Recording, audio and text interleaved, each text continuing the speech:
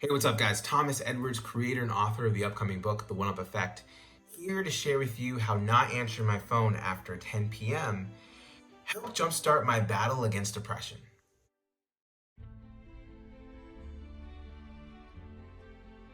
So back in mid-2018, I was really in the middle of a major emotional struggle. I was battling depression, alcohol, and substance abuse, and was really just having a hard time dealing with life.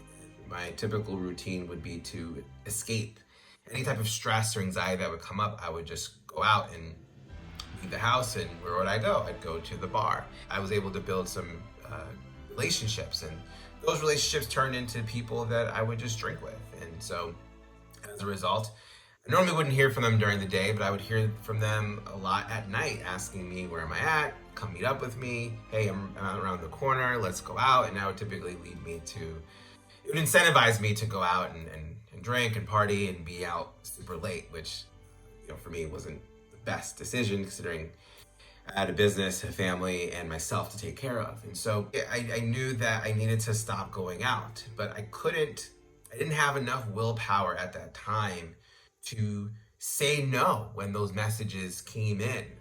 Once I was engaged, it was only a matter of time before I would go out. And I even tried this. I would try to engage them in conversation during the day, or when they'd reach out to me, tell them, hey, I'm not going out. And somehow I'd find myself, even if it was a couple hours of defense, I'd find myself out at the bar. And so what I decided to do was a little bit different. I just decided, you know what, I'm going to put my phone away from me. I'm going to put it on silent, do not disturb, whatever it is, and just not respond after, 10 o'clock. And it felt like it happened overnight, but at that moment, when it happened, I stopped hearing from these people. What it enabled me to do was, at 10 p.m., that started my wind down process. So instead of going out, I was getting ready to go to bed. And going to bed around 10:30, 11 o'clock, I ended up finding myself waking up around 7:30, 7, sometimes 6:30, and realizing, wow, I actually have some time on my hands to start a morning routine. And that morning routine came a little bit later, but what I noticed was I woke up, obviously I wasn't drinking, so I wasn't hungover. I wasn't regretting any decisions I made that night. My brain was starting to clear up. I had some energy. But more importantly, I had an upbeat attitude. There was an opportunity for me to not feel so depressed. And research has shown that waking up earlier there's a connection between that and battling depression.